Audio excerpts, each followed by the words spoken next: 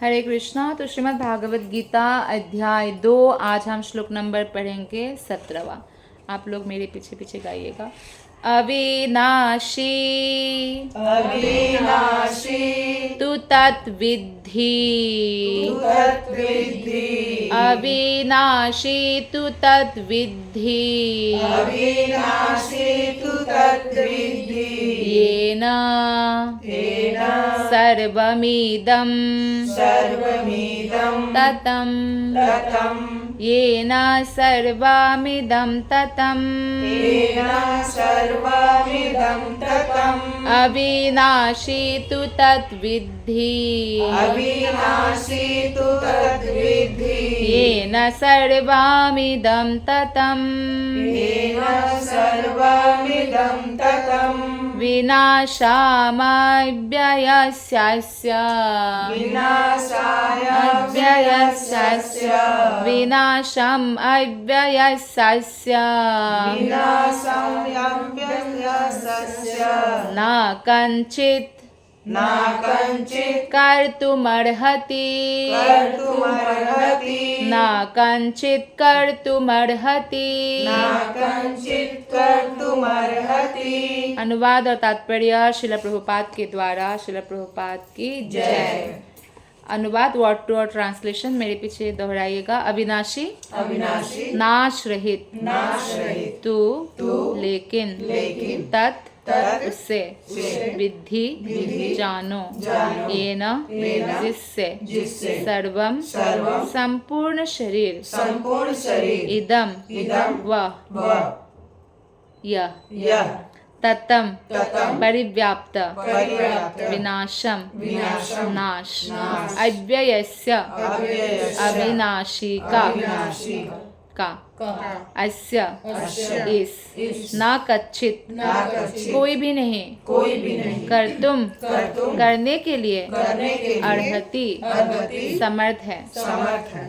अनुवाद जो सारे शरीर में व्याप्त है उससे ही तुम अविनाशी समझो, उस अव्यय आत्मा को नष्ट करने में कोई भी समर्थ नहीं है। ठीक है, मेरे पीछे बोलिए। जो सारे शरीर में व्याप्त है, जो सारे शरीर में व्याप्त है उससे ही तुम अविनाशी समझो। अविनाशी समझो। उस अव्यय आत्मा को उस अव्यय आत्मा को नष्ट करने में कोई भी समर्थ नहीं है। कोई भी समर्थ नहीं है।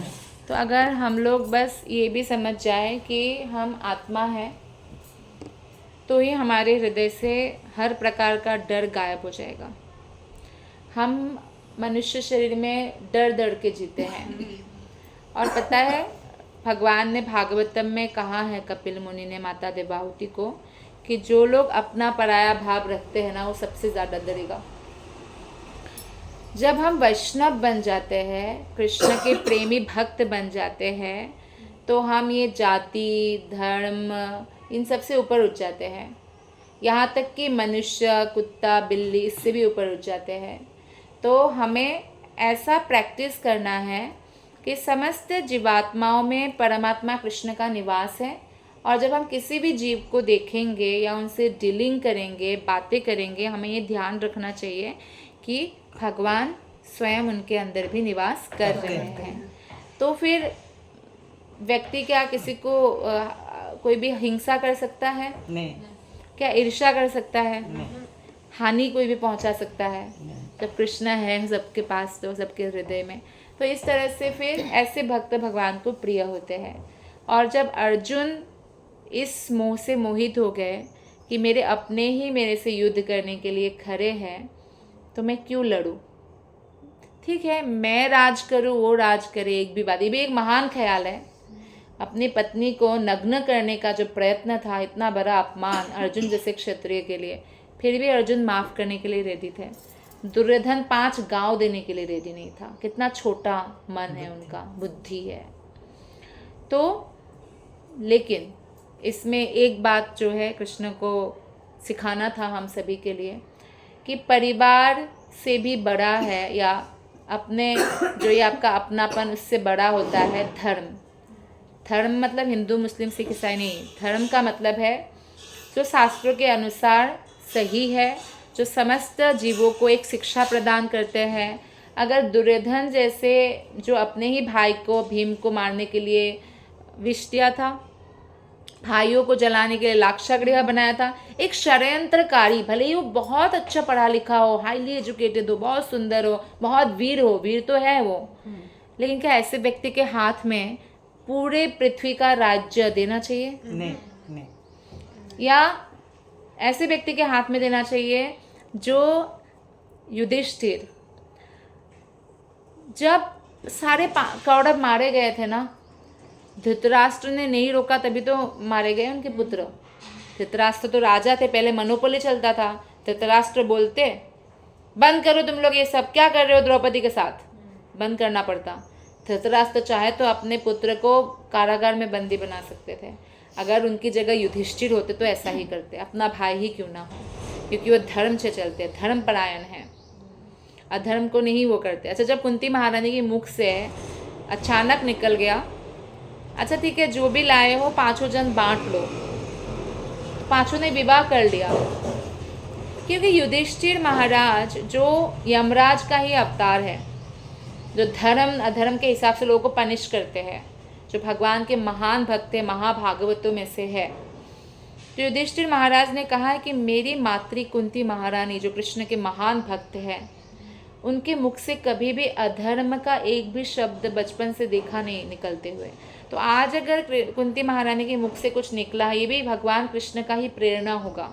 तो कन्फर्म करने के लिए वो कृष्ण से पूछते हैं, तब कृष्ण उनको कथा सुनाते हैं किस प्रकार द्रौपदी पूर्व जन्म में मतलब ऐसे 5 बार निकला। जब शिव जी प्रकट हुए, महादेव जी उनके सामने उनकी तपस्या से प्रसन्न होकर, तो वो फिर 5 बार निकला, मतलब 5 गुण चाहिए था उनको। सबसे अधिक धार्मिक सबसे अधिक, सबसे बड़ा धनुर्धर, सबसे बड़ा मतलब शक्तिशाली, गदा चलाने वाले, सबसे सुंदर, सबसे मीठी बोल, तो ये 5 में मिक्स है एक्चुअली। तो इसलिए शिव जी का वरदान था 5 पांडव का। और एक चीज़ हुआ था, पुरुषोत्तम महीना था, जब पूर्व जन्म में द्रौपदी एक महान ऋषि के पुत्री थी, पर 12 साल की थी लगभग, और उनके पिता का देहांत हो गया था। अब ऋषि की अकेली पुत्री, पिता का देहांत, तो जंगल में कुटिया में बाहर बहुत उदास बैठी हुई थी। तभी दुर्वासा मुनि आए वहाँ पे। दुर्वासा मुनि का मित्र थे उनके पिता। तो बोला कि क्यों उदास बैठी हो?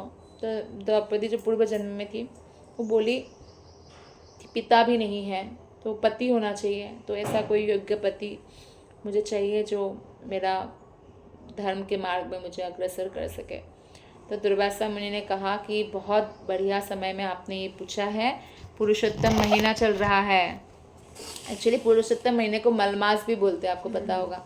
तो मलमास को लोग अशुभ मानते हैं ना, लेकिन एक्चुअली मलमास शुद्ध हो गया और परम शुद्ध हो गया, इसलिए पुरुषोत्तम महीना। क्योंकि मलमास ने कृष्ण से जाके अपना दुख व्यक्त किया, तो भगवान कृष्ण ने कहा आगे से जो ये 3 साल में एक बार मलमास आता है, इसको पुरुषोत्तम महीने के नाम से जाना जाएगा।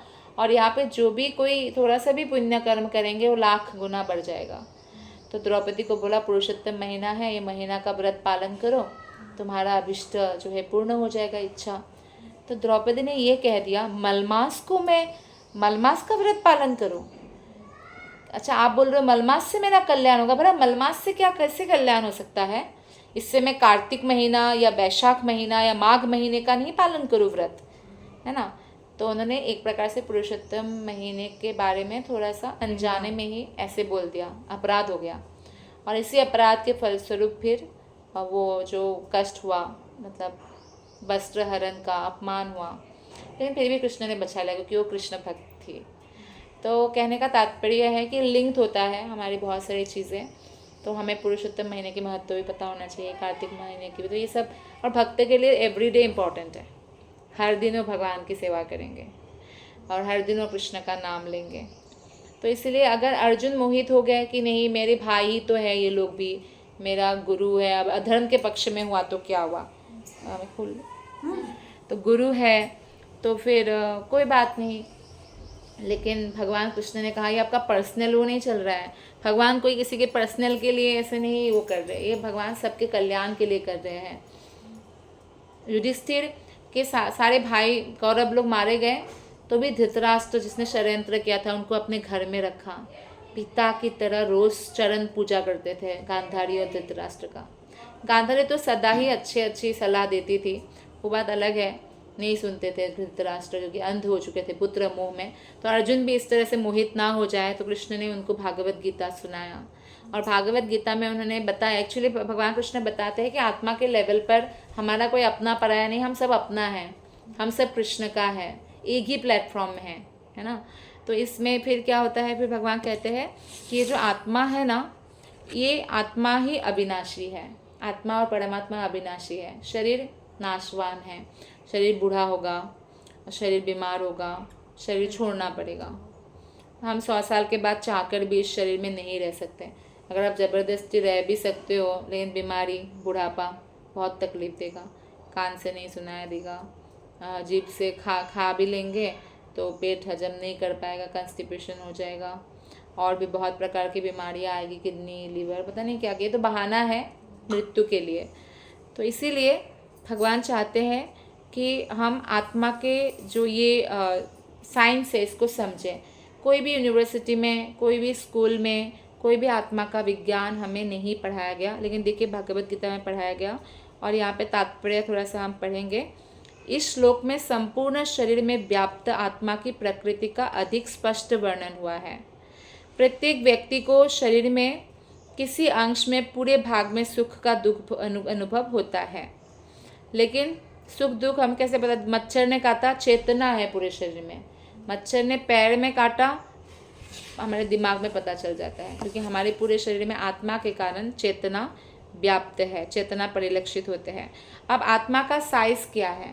यहाँ पे श्वेताश्वतर उपनिषद में 5.9 श्लोक में बताया गया है, बालाग्र शतभागस्य, बालाग्र शतभागस्य, बाला अग्र, बाल के अग्रभाग का, शतभागस्य 100 भाग करो, शतधा कल्पितस्य च, शतधा कल्पितस्य च, आपने 100 भाग किया बाल के अग्रभाग का, उसका 1 भाग लगे, उसका फिर 100 भाग करो।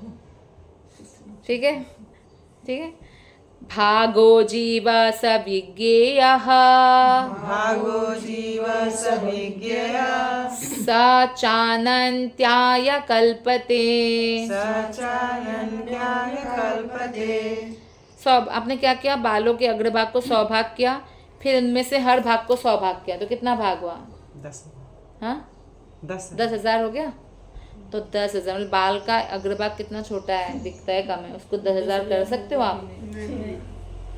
तो इतना छोटा आत्मा का साइज है, तो कैसे हम देखेंगे आत्मा? अभी इसीलिए वैज्ञानिक को आत्मा देखने का मशीन अभी तक रेडी नहीं हुआ है, क्योंकि इतना सूक्ष्म है। ऐसे तो और भी बहुत सारे, मतलब सूक्ष्म बहुत सारे जीवात्माएं घूमते हैं। हमें कहा अभी यहाँ पे भी कितने जीवात्माएं घूम रहे हैं, भागवत कथा हो रही है तो उनको भी लाभ हो रहा है, लेकिन कौन कौन घूम रहे हैं, कौन नाक से, कान से, मुंह से हमारे अंदर जा रहा है, हमें नहीं पता। कितने जीव पानी से ही जाते हैं, हमें दिखते नहीं ना, हमें सब तो साफ है, एकदम क्लियर है, जीव होता है इसमें भी। तो ऐसे ही आत्मा को तो देखने का सवाल ही नहीं है। अब जो देख ही नहीं सकते आप मार सकते हैं? अच्छा, देख भी ले तो भी नहीं मार सकते। भगवान कहते हैं वो पानी से ना डुबाया जा सकता है, ना वायु से सुखाया जा सकता है, ना अग्नि से जलाया जा सकता है, ना काटा जा सकता है। किसी भी तरह से आत्मा का मृत्यु है ही नहीं, क्योंकि वो भगवान का अंश है। इसी बात को बाकी शास्त्रों में भी बताया गया है कि आत्मा का परिमाप क्या है। केशाग्र शतभागस्य शतांश सादृशात्मकः जीवः सूक्ष्म स्वरूपोऽयं संख्यातीतो ही चित्कणः। आत्मा के परमाणुओं के अनंत कण हैं, जो माप में बाल के अगले भाग के 10,000वें भाग के बराबर है। तो इस प्रकार हम देखते हैं कि आत्मा बहुत मतलब छोटा उनका जो है साइज़ है, उसको देखने का इसलिए सवाल ही नहीं उठता। लेकिन इतना छोटा होकर भी वो एक बड़ा हाथी को भी चला रहे हैं, कितना पावरफुल है। तो इसलिए अगर हम आत्मा के लेवल में आ जाते हैं तो हम बहुत पावरफुल बनते हैं, और इतने पावरफुल बनते हैं कि हमें इस ग्रह से उस ग्रह में जाने के लिए कोई यंत्र की ज़रूरत नहीं है, कोई फ्लाइट की ज़रूरत नहीं है, हम अपनी इच्छा से जा सकते हैं।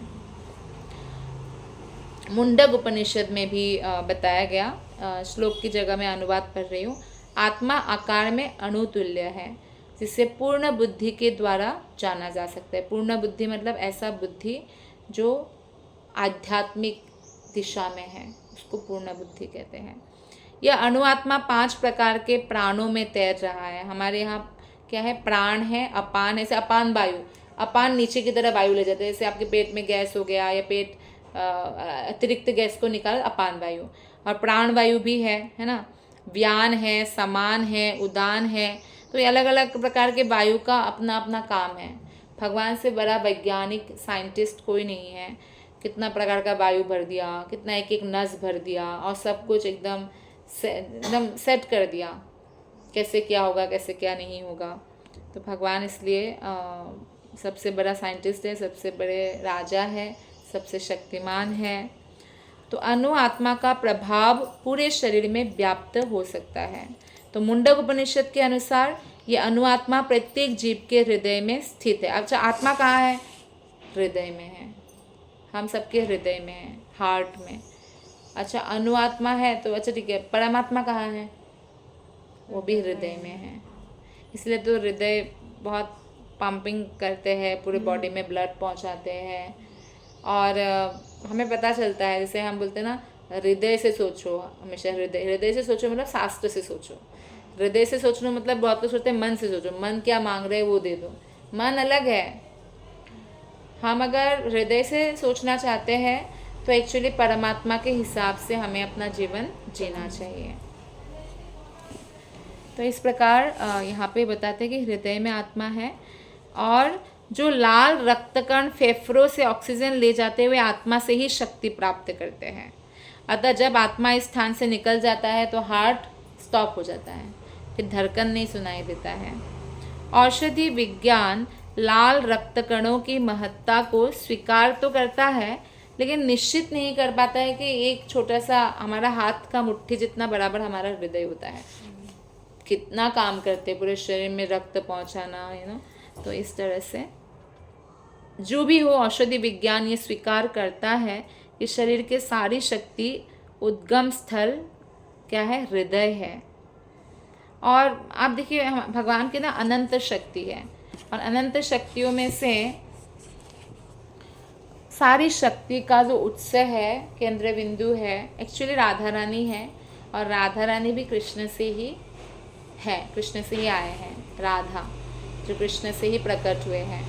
तो इस तरह से हम जब सेवा करते हैं श्रीमती राधा रानी का और भगवान कृष्ण का, और जो भी व्रत है उसका पालन करते हैं, और शास्त्र को हमें बार बार सुनना चाहिए। मान लीजिए आपने एक कथा श्रवण किया तो दोबारा वही कथा आया, तो ये नहीं कि यार ये कथा तो हम सुन चुके हैं, चले क्या हम कथा से उठकर, नहीं, हमें बार बार सुनना चाहिए।